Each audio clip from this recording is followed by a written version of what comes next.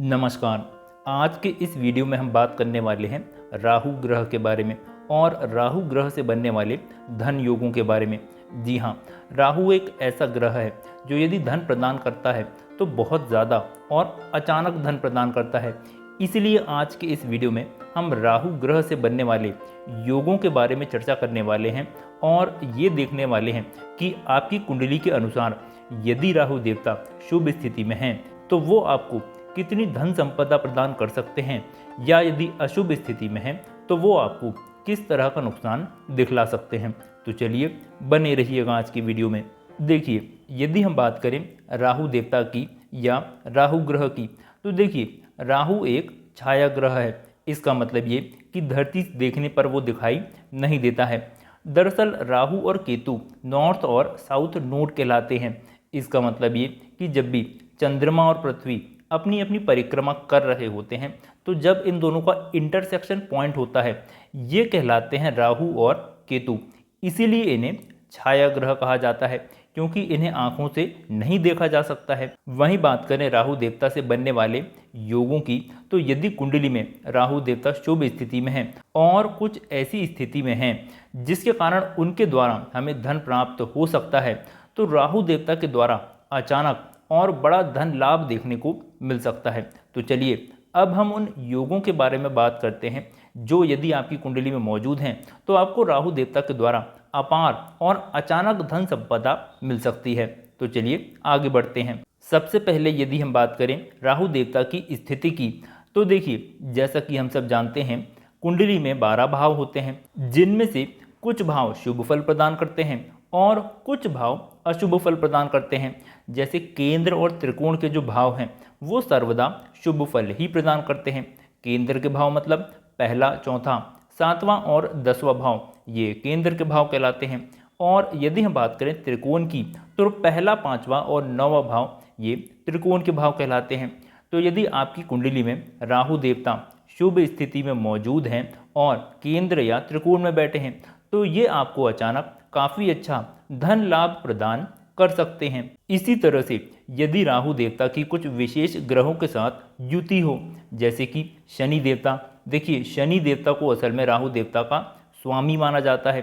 तो यदि आपकी कुंडली में राहु और शनि की युति है तो ये भी एक बहुत अच्छी स्थिति हो जाती है।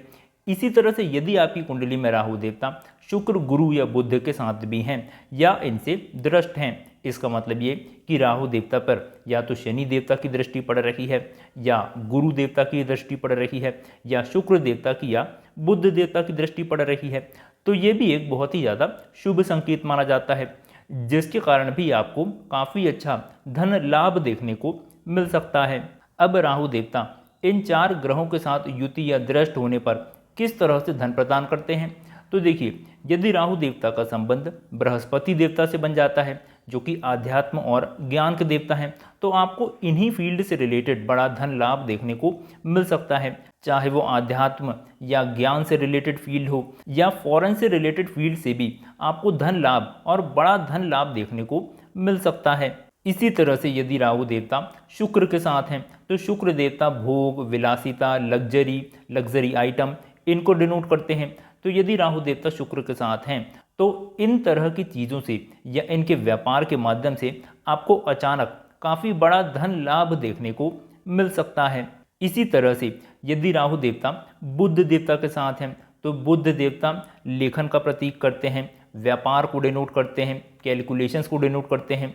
तो यदि राहु देवता बुध के साथ हैं तो आपको व्यापार के माध्यम से या लेखन के माध्यम से हो सकता है आप राइटिंग की फील्ड में हो, जैसे न्यूज़पेपर में आर्टिकल पब्लिश करना, मैगजीन में आर्टिकल पब्लिश करना, या आप कोई नॉवल लिख रहे हो।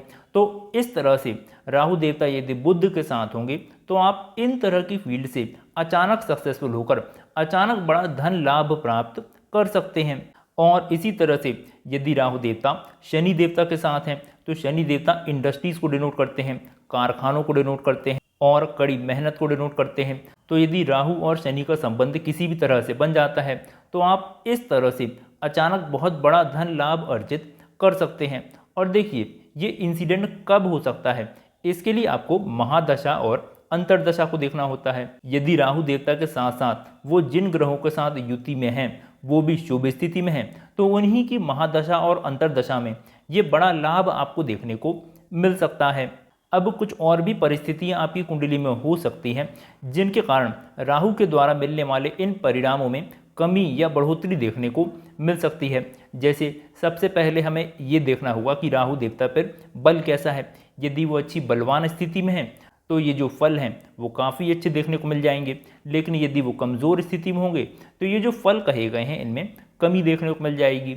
इसके अलावा राहु देवता जिस किसी भी राशि में मौजूद हैं, यदि उस राशि का स्वामी भी बलवान है तो ये जो फल हैं ये और अच्छे से मिल जाएंगे। यदि राहु देवता जिस राशि में मौजूद हैं उस राशि का स्वामी बलवान नहीं है, कमज़ोर हैं, तो इन फलों में कमी देखने को मिल जाएगी। इसके अलावा यदि आपका जन्म अमावस्या के आसपास हुआ है तो इससे भी राहु देवता को बल मिलता है और उनसे मिलने वाले फलों में भी बढ़ोतरी देखने को मिलती है। लेकिन यदि आपका जन्म पूर्णिमा के आसपास हुआ है तो राहु देवता को कमज़ोर माना जाता है और राहु देवता से मिलने वाले फलों में भी कमी देखने को मिलती है। अब राहु देवता कौन कौन सी राशियों में शुभ फल देते हैं, तो देखिए सबसे पहले तो राहु देवता को मिथुन राशि में उच्च का माना गया है। तो यदि आपकी कुंडली में राहु देवता मिथुन राशि में हैं और केंद्र या त्रिकोण में बैठे हुए हैं तो ये बहुत ही शुभ योग हो जाएगा और उनके द्वारा मिलने वाले परिणामों में भी काफ़ी अच्छी वृद्धि देखने को मिलेगी। इसी तरह से यदि आपकी कुंडली में राहु देवता मकर, कुंभ या वृषभ राशि में बैठे हैं तो ये भी इनकी मित्र राशि मानी जाती है और ऐसी स्थिति में भी आपको राहु के द्वारा अचानक धन लाभ देखने को मिल सकता है। अब हम ये समझने की कोशिश करते हैं कि कुंडली के किस भाव से राहु देवता का किस तरह का फल देखने को मिलता है। जैसे यदि हम मान लें कि आपकी कुंडली में राहु देवता दूसरे भाव में बैठे हुए हैं जो कि वाणी का भाव रहता है, तो आप अपनी वाणी के माध्यम से अचानक बड़ा धन लाभ कमा सकते हैं। जैसे हो सकता है आप मीडिया के फील्ड में हो या ऐसी किसी फील्ड में जहां आपकी वाणी आपका मुख्य रोल प्ले करती हो सकता है आप मार्केटिंग की फील्ड में हो क्योंकि वहां पर भी काफ़ी ज़्यादा लोगों को कन्विंस करना पड़ता है। तो यदि आपकी कुंडली में राहु देवता द्वितीय भाव में स्थित हैं तो आप इस तरह से बड़ा धन लाभ कमा सकते हैं। इसी तरह से कुंडली का दूसरा भाव कुटुंब को भी शो करता है, तो आप अपने घर कुटुंब वालों के माध्यम से भी बड़ा धन लाभ अचानक प्राप्त कर सकते हैं। इसके बाद यदि आपकी कुंडली में राहु देवता पंचम भाव में स्थित है। अब पंचम भाव क्या है? पंचम भाव को त्रिकोण का भाव कहा जाता है जो कि बहुत ही ज़्यादा शुभ परिणाम देने वाला है और राहु देवता इस भाव में बहुत ही ज़्यादा शुभ परिणाम देते हैं क्योंकि यदि आपकी कुंडली में राहु देवता पंचम भाव में स्थित हैं तो आप आपकी बुद्धि के माध्यम से बड़ा धन लाभ कमा सकते हैं और पंचम भाव से ही शेयर मार्केट और लॉटरी को देखा जाता है। तो यदि आपकी कुंडली में राहु देवता पंचम भाव में स्थित हैं और शुभ स्थिति में हैं तो आप शेयर मार्केट और लॉटरी के माध्यम से भी अचानक बहुत बड़ा धन लाभ अर्जित कर सकते हैं।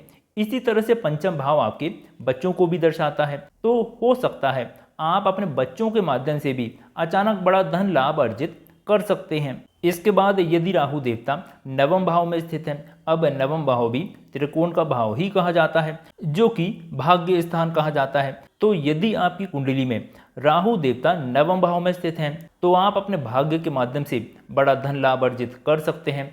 आप विदेशी मामलों से जुड़कर बड़ा धन लाभ अर्जित कर सकते हैं। इसके बाद यदि आपकी कुंडली में राहु देवता दशम भाव में स्थित हैं जो कि केंद्र के भाव कहलाता है और देखिए दशम भाव आपके कर्म को शो करता है। तो यदि आपकी कुंडली में राहु देवता दशम भाव में स्थित हैं तो आप जो भी कर्म कर रहे होंगे, जो भी आपका ऑक्यूपेशन होगा, उसी के माध्यम से आपको कई बार अचानक बड़ा धन लाभ देखने को मिल सकता है। चाहे आप जो भी काम कर रहे हो उसमें कई बार आपको अप्रत्याशित लाभ देखने को मिल सकता है, कोई बड़ी डील हो सकती है। इसी तरह से आप जो काम ऑलरेडी कर रहे हैं उसी के माध्यम से आपको काफ़ी बड़ा धन लाभ देखने को मिल सकता है। इसी तरह से यदि आपकी कुंडली में राहु देवता 11वें भाव में स्थित हैं, अब देखिए 11वें भाव में सभी ग्रह अपना काफ़ी अच्छा शुभ परिणाम देते हैं क्योंकि 11वां भाव लाभ का भाव कहलाता है।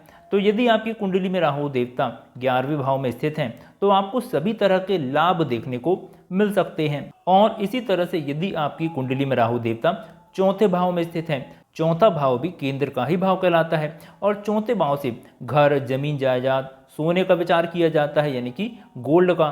तो यदि आपकी कुंडली में राहु देवता चौथे भाव में स्थित हैं तो आप गोल्ड में इन्वेस्ट करके, प्रॉपर्टी में इन्वेस्ट करके काफ़ी बड़ा धन लाभ अर्जित कर सकते हैं। अब कुछ ऐसी भी स्थितियां होती हैं जो यदि आपकी कुंडली में हैं तो आपको राहु देवता के द्वारा काफ़ी बड़ी धन हानि और अचानक हानि देखने को मिल सकती है। और वो कैसे? तो देखिए, जैसा कि हम सब जानते हैं, कुंडली के त्रिक भाव जो होते हैं, जो कि होते हैं छठवां, आठवां और 12वां भाव, जो कि निगेटिव फल प्रदान करते हैं। तो यदि आपकी कुंडली में राहु देवता इन भावों में बैठे हुए हैं तो आपको राहु देवता के कारण जीवन में कभी भी बहुत बड़ी धन हानि देखने को मिल सकती है।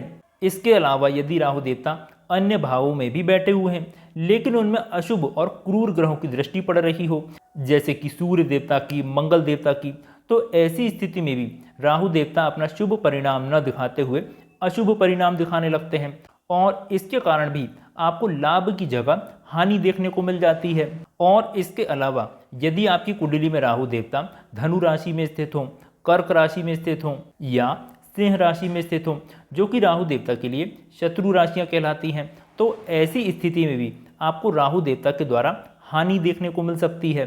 तो इस तरह से आप अपनी कुंडली में बैठे राहु देवता के माध्यम से ये जान सकते हैं कि क्या आपको आपके जीवन में अचानक बड़ा धन लाभ हो सकता है या आपको आपके जीवन में अचानक बड़ी धन हानि होने के भी संकेत मिल रहे हैं।